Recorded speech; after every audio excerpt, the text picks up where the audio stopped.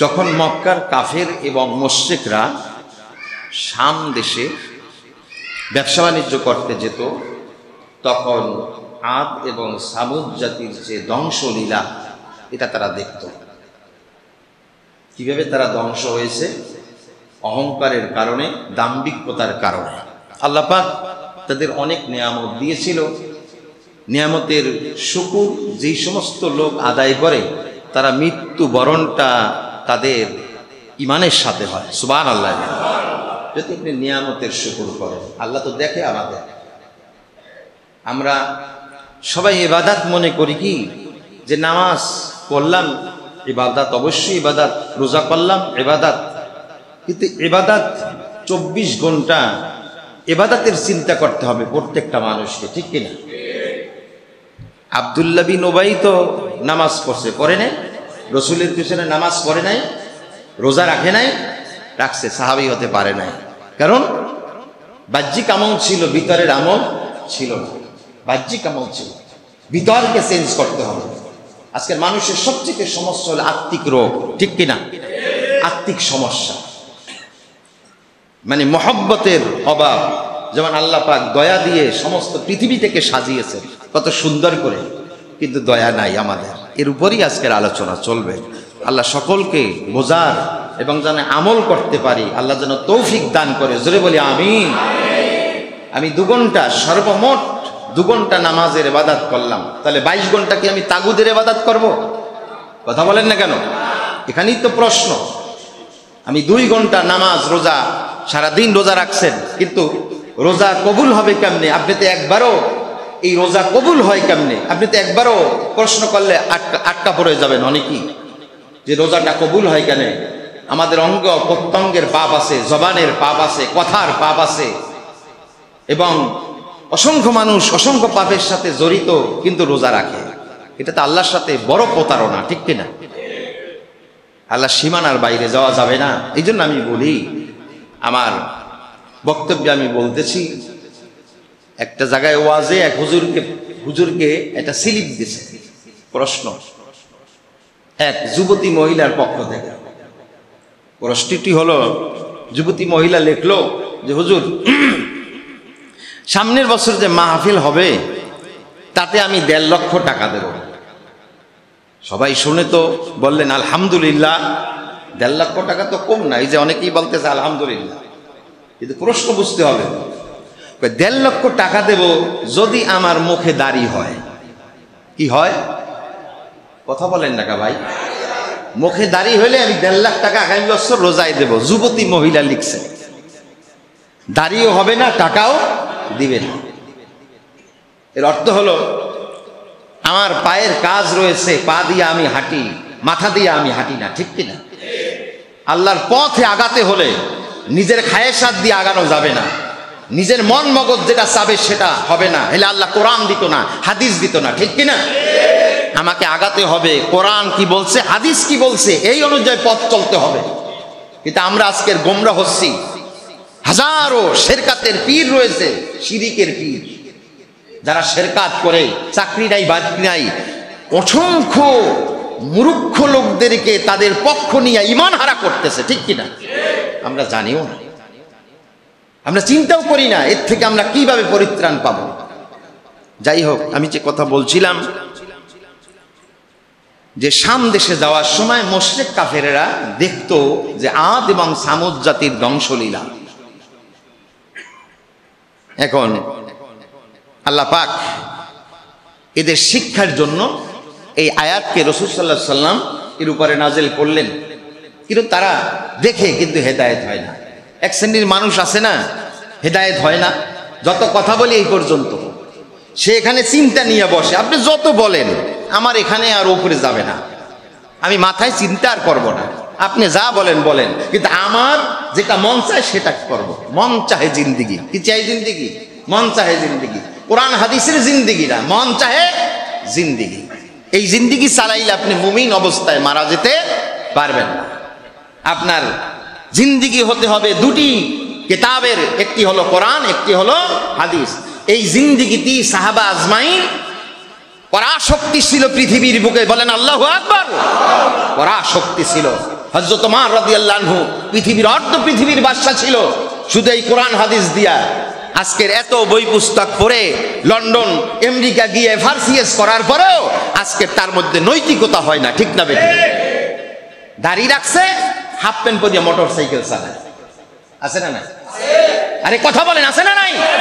কথা ইমানের জজবা নাই কেন? আশ্চর্য হয়ে যায় যুবক, তুমি তাহলে দাড়িটি রাখছো কেন? ফ্যাশন, একদিকে সুন্নাত আর একদিকে হাফ প্যান্ট পইরা কবিরা গুনাহ করতেছে।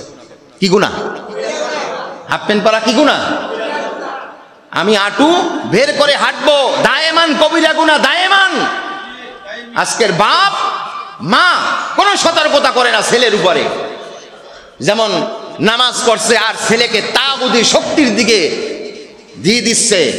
এ হলো ইসলাম নয়। Islam is the complete code of life. ইসলাম এই দুইটি কিতাবের মধ্যেই পূর্ণাঙ্গ জীবন ব্যবস্থা রয়েছে। যখন আমরা কিতাব বাড়াইতে লাগলাম, বিভিন্ন রকমের ফতুয়া লিখতে লাগলাম, বিভিন্ন রকমের যখন বই পুস্তক লিখতে লাগলাম গায়রে নস ছাড়া, তখনই কিন্তু বিপর্যয় হয়েছে, আমাদের মধ্যে কোন্দল সৃষ্টি হয়েছে মুসলমানের মধ্যে, ঠিক কিনা? আমাদের মধ্যে প্রত্যেকের মধ্যে এক এক শ্রেণীর মধ্যে দল বিভক্ত হওয়ার কারণে আমাদের অদৃশ্য অহংকার ভিতরে কাজ করে। কিসের অহংকার? অদৃশ্য এক অহংকার রয়েছে। টুপি দেখলি মাথায় চিন্তা উনি মনে ওই পন্থী। আরে পন্থীটা কি করবা? ওই লোকটা কোরআন হাদিস মোতাবেক সত্যবাদী কিনা, নামাজ পড়ে কিনা, রোজা করে কিনা, ইসলামী আন্দোলন করে কিনা, ঠিক কিনা? এই চিন্তা করতে হবে। টুপি দিয়া জামা দিয়া মুসলমান চেনা যায় না। আজকের বাঙালি জাত মানুষ তো এখন টুপি জামা পাগড়ি দিয়া মুসলমান চেনা ধরছে। এই জন্যই আমাদের আজকের অসুবিধা। ভাই আমার অসংখ্য লোক আছে নামাজ পড়ে না, টুপি পাঞ্জাবি লাগাইয়া ব্যবসা করে, আছে না নাই? এটা তো আস্তা শয়তান। ভাইরা আমার, আমি সামনের দিকে আগাচ্ছি, যেটা হলো এরপর কাফেরেরা মুশরিকেরা যখন এই সামদেশ থেকে যখন অন্যান্য সামদেশে ব্যবসা বাণিজ্যে যাওয়ার সময় তারা সাদ এবং আজ জাতির ধ্বংসলীলা দেখতো। বড় বড় জাতিকে আল্লাহ রাব্বুল আলামিন ধ্বংস করে শেষ করে দিয়েছে, মাটির সাথে মিশিয়ে দিয়েছে। আব্রাহা যখন কাবাঘর ভাঙতে আসলেন হাতি নিয়া, সেই হাতি সহ সমস্ত তার সৈন্যবাহিনীকে আল্লাহ মাটির সাথে মিশিয়ে দিলেন। এরপর মাটির সাথে মিশাইয়া সেখানে দুবলা জ্বালিয়ে দিলেন, ঘাস, এক ধরনের খাবার ঘাস তৈরি করলেন। এখানে যে রকম আব্রাহার মতো জালিম বাদশা ছিল সেটা বোঝাও যায় নাই, আল্লাহ পাক এমন করে দিয়েছেন। এই জন্য আল্লাহ পাক বলতেছেন, তোমরা শোনো, তোমাদের তো হেদায়েত আসে না, কিন্তু একটা কথা মনে রাখো, দুনিয়ায় যখন তোমরা জাগ্রত থাকো তখন তোমাদের মধ্যে দুনিয়ার আশা প্রত্যাশা হরেক রকমের চিন্তা তোমরা করো, চোখ দিয়া দুনিয়ার চাকচিক্যকে তোমরা প্রাধান্য দাও। কিন্তু একটা কথা মনে রাখো, যখন তোমরা ঘুমের ঘরে ঘুমিয়ে যাও, আমি ইচ্ছা করলে আল্লাহ রাব্বুল আলামিন তোমাকে মৃত্যু দিতে পারতাম, তখন ঘুম থেকে তোমরা উঠতে পারতে না, দুনিয়ারও চিন্তা করতে পারতে না। জোরে কও ঠিক কিনা? ঘুমের মধ্যে যখন নিবিড় ভাবে ঘুমাও তখন তোমার মধ্যে চিন্তা শক্তি আসে না, যে ঘুমের মধ্যে দুনিয়ার কোনো লোভ লালসা আসে না, ঘুমের মধ্যে তোমার কোনো চিন্তা থাকে না। আমি আল্লাহ যদি কোনো স্বপ্নে দেখাই সেটা দেখো, আর শয়তান যদি তোমাকে কোনো স্বপ্নে দেখায় সেটা দেখো। আল্লাহ রাব্বুল আলামিন বলেন, এই জন্য বলেন, হে রাসূল তুমি বলে দাও, এর আক্ষরিক অনুবাদ হলো তুমি বলে দাও, জমিনের মধ্যে যখন তোমরা ভ্রমণ করো তখন আল্লাহ রাব্বুল আলামিন বলতেছেন, সুম্মানজুরু কাইফা কানা আকিবাতুল মুকাজ্জিবিন। তখন কি রকমের তোমরা লক্ষ্য করো, তোমাদের অস্বীকার করার কারণে কি পরিণতি হয়েছে সেটা তোমরা লক্ষ্য করো।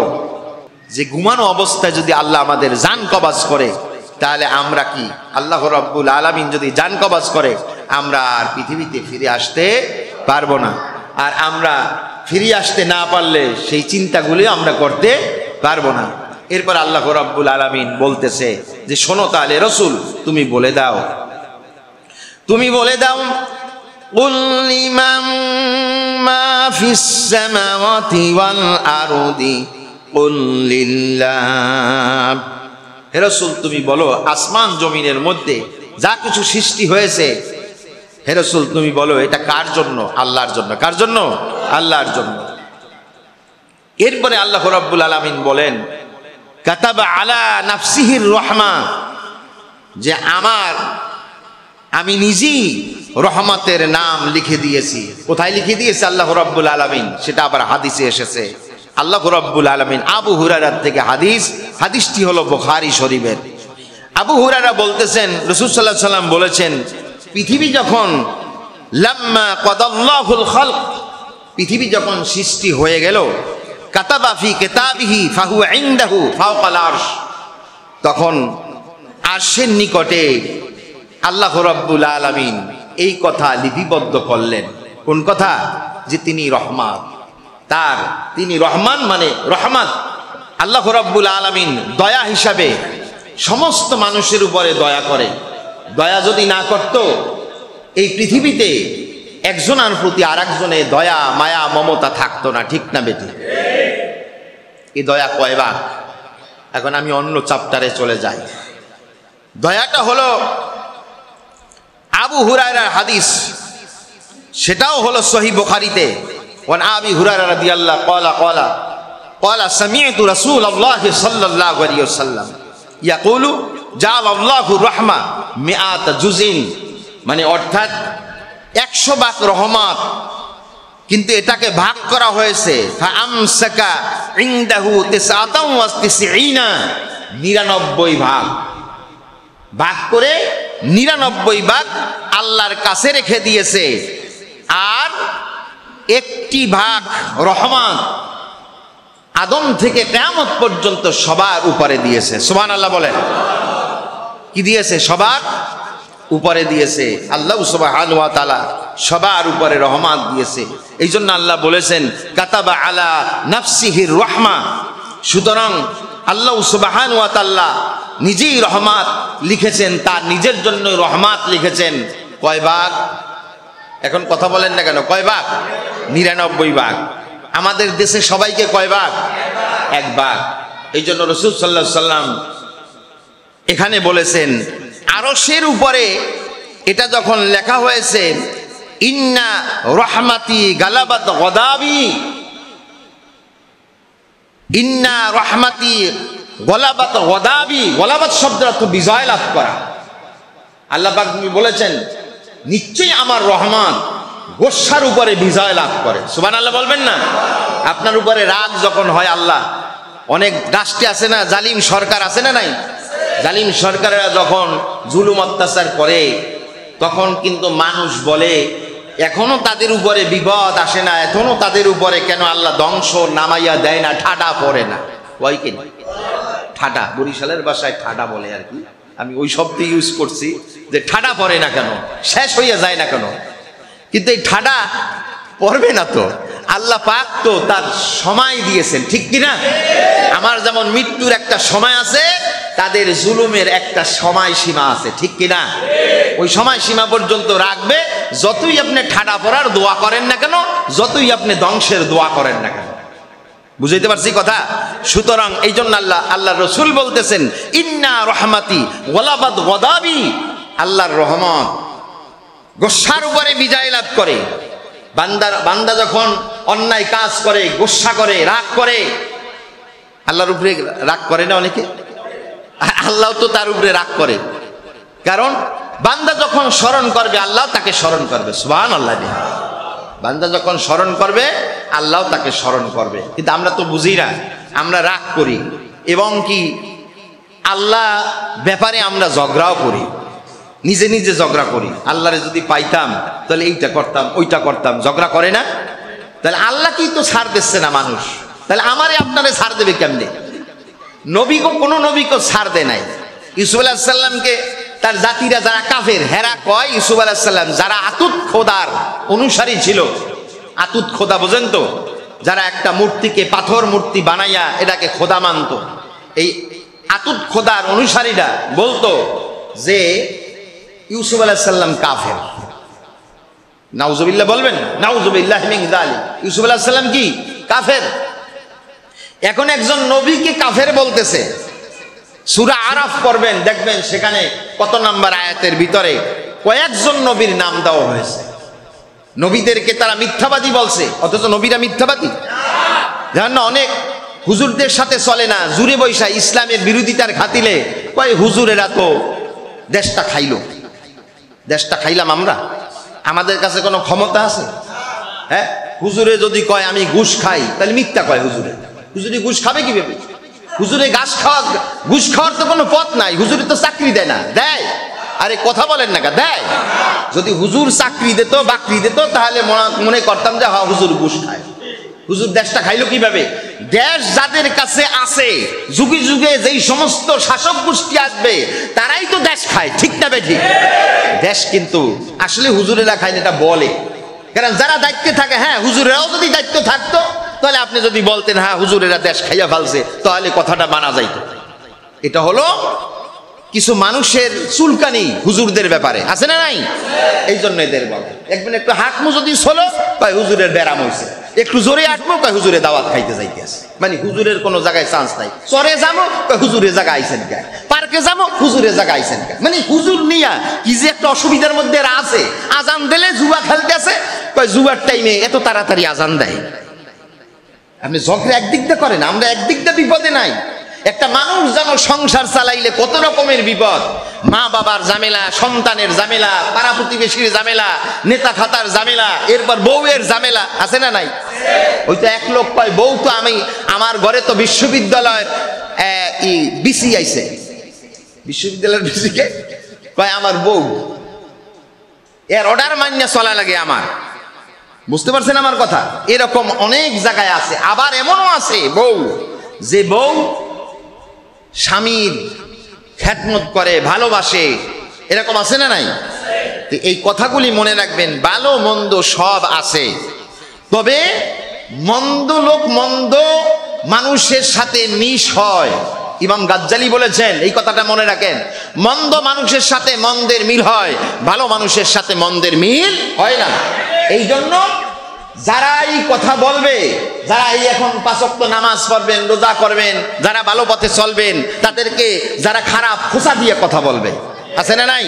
খোঁচা দিয়ে কথা বললেই বুঝবেন এই আমি সঠিক পথে আছি। আমি কি আছি? সঠিক পথে আছি।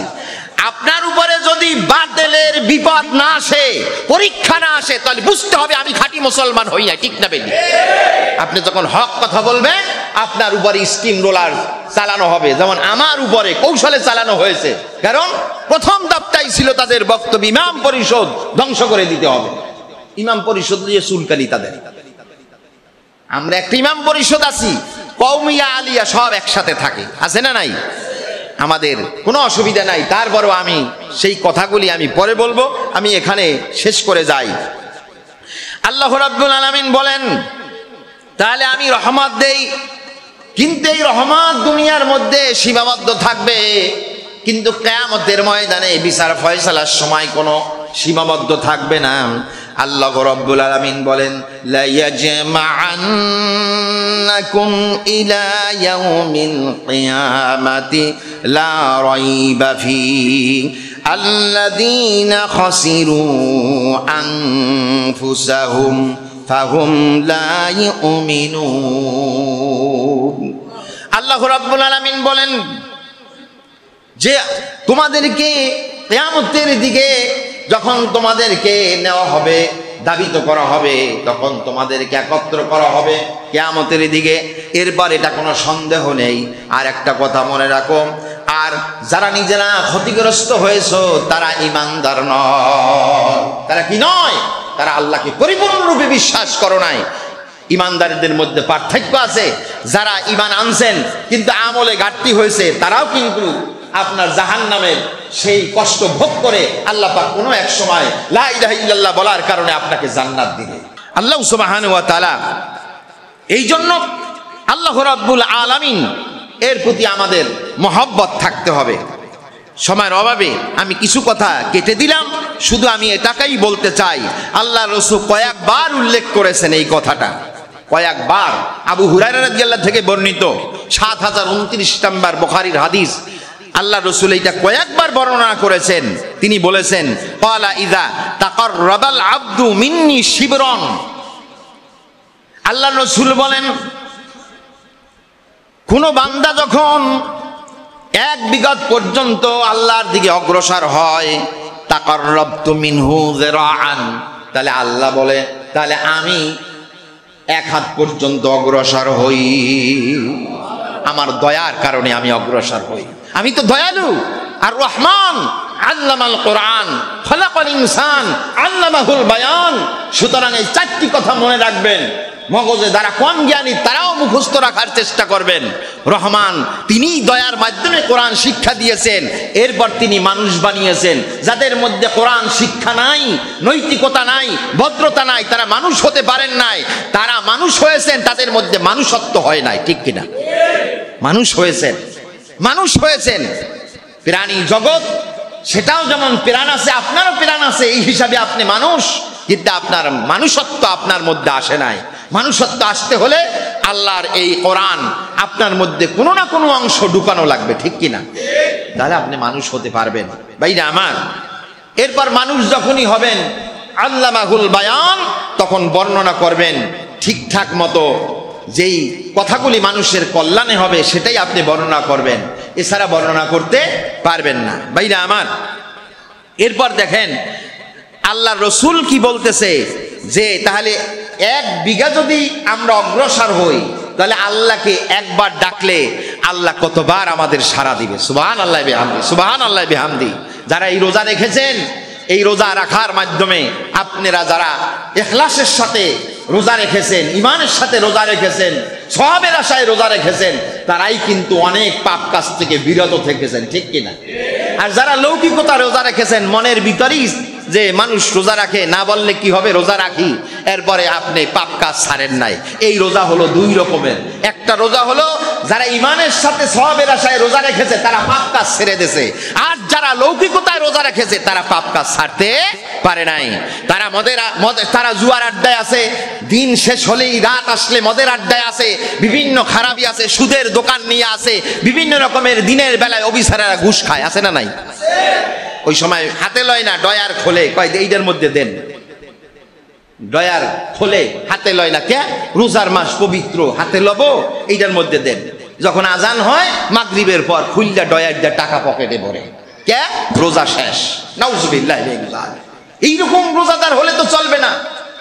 ভাইরা আমার, তাহলে কি বুঝাইলো যে আহারে আমি রোজাদার? আসলে আল্লাহ রসুল আবার বলতেছেন, ওয়াইদা তাকাররাবা মিন্নি যিরাআন,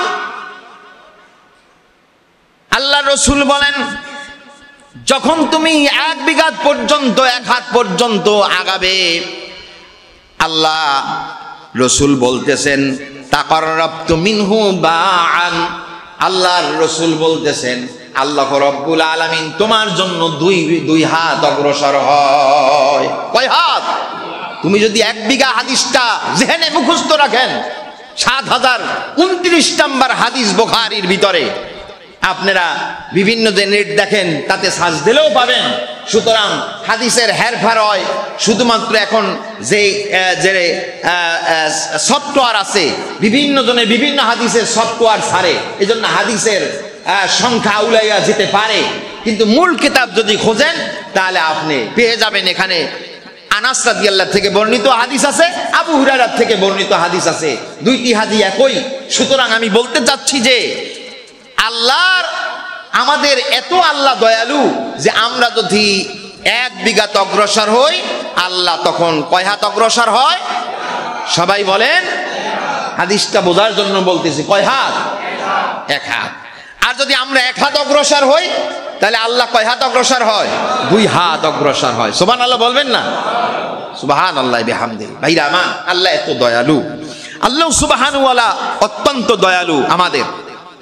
এখন আমি দয়ার ব্যাপারে কয়েকটি কথা বলে যাই। সেটা হলো, তাহলে দয়ার আল্লাহ নিয়েছেন ৯৯ ভাগ, আমরা নিছি কয় ভাগ? ১ ভাগ। ১ ভাগ দয়ার মাধ্যমে কি হয়? ১ ভাগ দয়ার মাধ্যমে, একটা টপিস রসুলের মনে রাখার মাধ্যমে হাজারো টপিক আপনি মাথার মধ্যে মেমোরির মধ্যে সেট আপ করে নেবেন, একটার মাধ্যমে আল্লাহ রসুল বললেন। এটা হলো সহিহ বুখারীর হাদিসে শেষ অংশে বলা হয়েছে যে আল্লাহ রসুল বলেন, এই কারণে একটা ঘোড়া যখন তার বাচ্চার উপরে পা রাখে, তার মধ্যে যে একটা দয়া আছে, এই দয়ার কারণে, ভয়ের কারণে সে কষ্ট পাবে, এই ভয়ের কারণে তার মধ্যে একটা দয়া হয়, ওই ঘোড়ার ভিতরে একটা দয়া হয়, যার কারণে ঘোড়ার বাচ্চার উপর থেকে পাটা সরিয়ে নেয়। সুবহানাল্লাহ বাড়ি যেই বলবেন সুবহানাল্লাহ বিহামদি। মানুষের রোজার মাস যত বলবেন তত সওয়াব। জোরে বলেন সুবহানাল্লাহ। এরপরে দেখেন একটা মুরগি চিল যখন আসে, গ্রাম অঞ্চলে দেখবেন, যারা গ্রামের বাড়িতে তারা দেখবেন একটা চিল যখন সবল দেয় বাচ্চার উপরে, তখন মা নিজে সামনে যাইয়া দাঁড়ায়, ঠিক কিনা? নিজে সামনে যাইয়া সবল দেয়। চিলের সাথে পারবে কি পারবে না সেটা বিষয় নয়, ওই বাচ্চার প্রতি যে মা মমতা, এই জন্য সে ডাল হয়ে দাঁড়ায়। শুধু তাই নয়, শিয়ালের সামনে ডাল হয়ে দাঁড়ায়, কুকুরের সামনে ডাল হয়ে দাঁড়ায়। মানুষ যখন কোনো বাচ্চা ধরতে যায়, অপরিচিত লোক, তখন সে ডাল হয়ে দাঁড়ায়।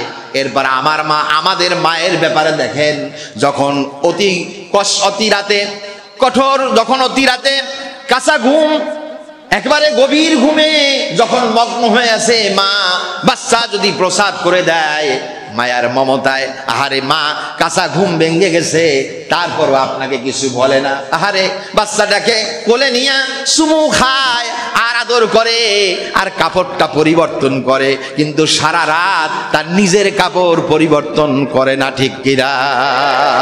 এতটুকু মায়া মমতার কারণে এত মহব্বত। জোরে বলেন আল্লাহু আকবার। এত মহব্বত, শুধু মহব্বত এখানেই শেষ নয়, ক্ষুধার কষ্ট করেছেন রাসূল সাল্লাল্লাহু আলাইহি সাল্লাম। আমরা কি আর কষ্ট করেছি সেদিকে না যাই।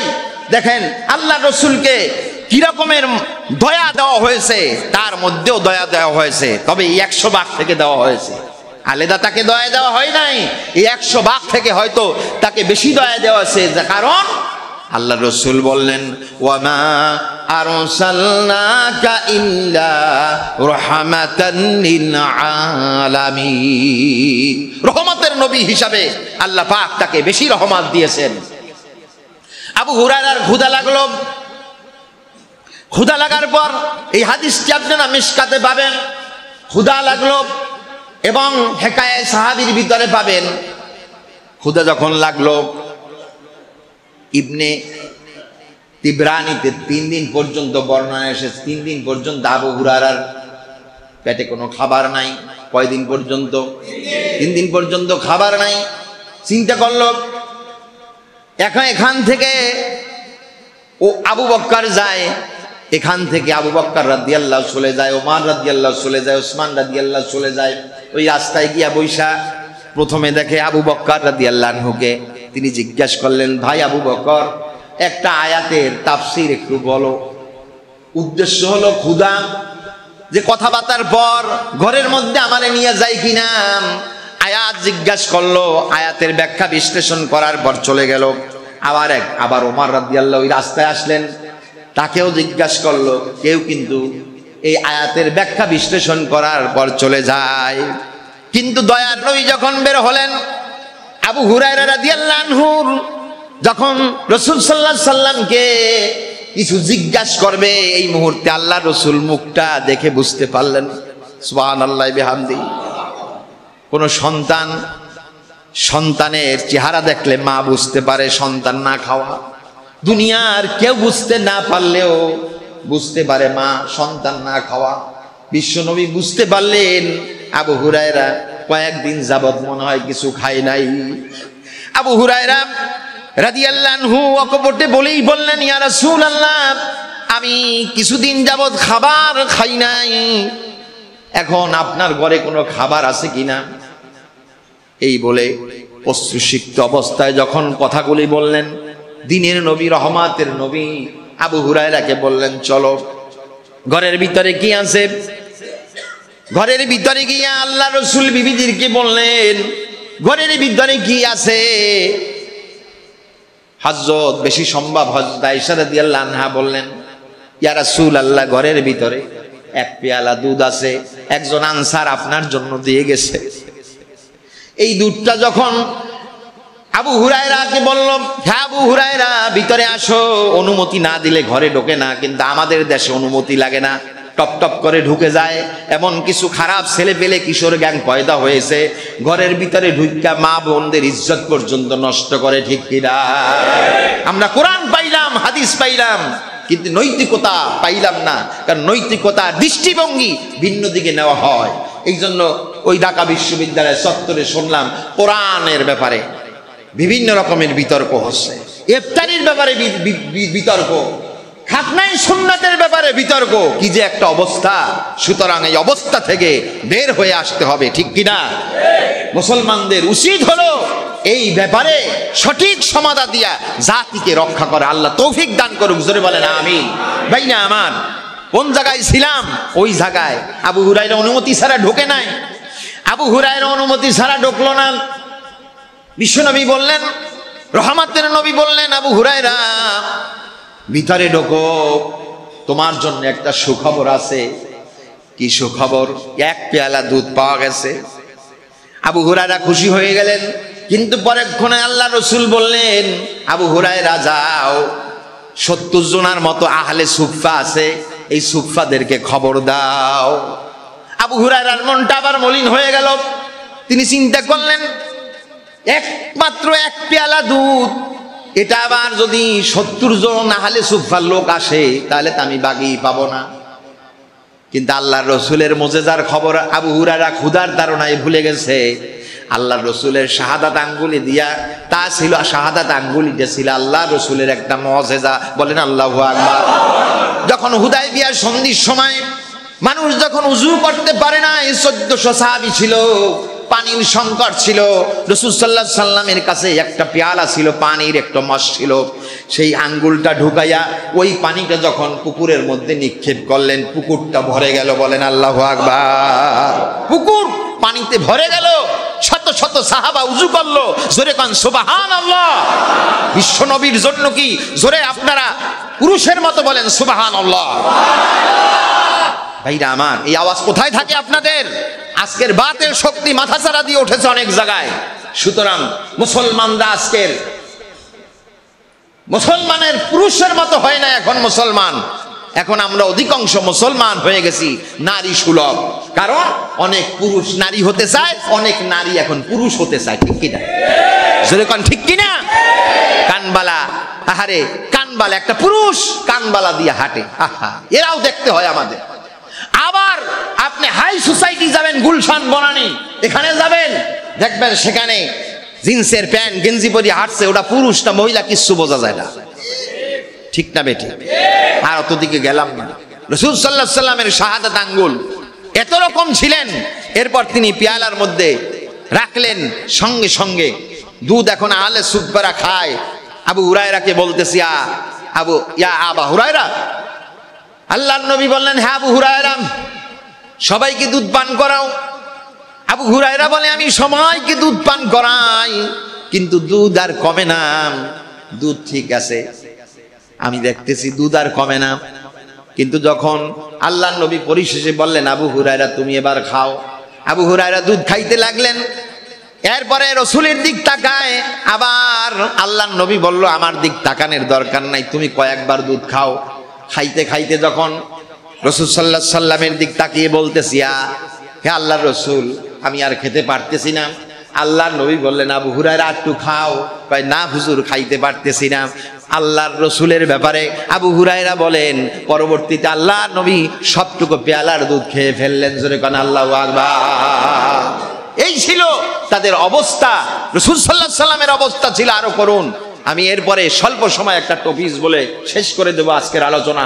সেটি হলো আল্লাহর নবী ব্যাপারে আয়েশা রাদিয়াল্লাহু আনহা বললেন, আমরা নতুন নতুন পোশাক পরি, যেমন আমাদের কথা বলতেছি, আমরা নতুন নতুন পোশাক পরি, কত রকমের পোশাক পরি। আয়েশা রাদিয়াল্লাহু আনহা বলতেছে, নবীজির কোনো নতুন পোশাক ছিল না। আয়েশা রাদিয়াল্লাহু একবার কান্না শুরু করে দিলেন, ইয়া রাসূলুল্লাহ, আপনার জন্য যে আপনি যখন কোনোখানে সফরে যান, কোথাও যখন সফরে যাবেন, একটা নতুন পোশাক নাই যে আপনার জন্য ভাঁজ করে রাখবো। এইরকম ছিলেন নবীজি। ভাইরা আমার, রাসূল সাল্লাল্লাহু আলাইহি সাল্লামে যখন চতুর্দিকে ইসলাম যখন বিজিত হতে লাগলো, তখন বিভিন্ন মালামাল এসে মদিনায় স্তূপ হয়ে গেল। মালগুলি সকাল থেকে রাসূল বন্টন করা শুরু করলেন। বন্টন করতে করতে জোহর হয়ে গেল। জোহরের নামাজ আদায় করলেন।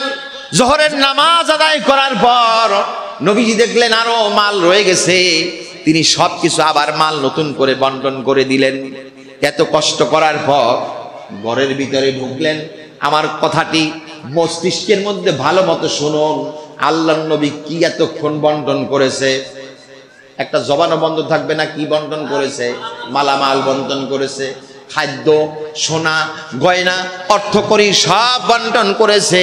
বন্টন করার পর নবীজি যখন ঘরের মধ্যে ঢুকলেন, ঘরের মধ্যে ঢুকলেন আসরের পূর্বে ঘরের ভিতরে ঢুকলেন কিছু খাইবে। এরপর আয়েশা রাদিয়াল্লাহু আনহা বলেন, নবীজি যখন ঘরের ভিতরে ঢুকে বলল, ও আয়েশা, ঘরের ভিতরে কিছু আছে কি আমি খাবো? কষ্ট করেছি, ক্ষুধা লাগছে। আয়েশা রাদিয়াল্লাহু আনহা সহ অন্য বিবিরা বলল, আল্লাহর কসম করে বলি ইয়া রাসূলুল্লাহ, ঘরের মধ্যে কোনো খাবার নাই। আল্লাহর কসম করে বলি, পানি ছাড়া ঘরের ভিতরে আর কোনো কিছু নাই। ভাইরা আমার, এত কষ্ট করেছেন, আমরা এত দাম থাকা সত্ত্বেও কিন্তু কম বেশ সবাই খাইতেছি, ঠিক না বেঠিক? যেরকম ঠিক না বেঠিক? 3 দিন 4 দিন 5 দিন কেউ অনাহারে আমাদের নাই।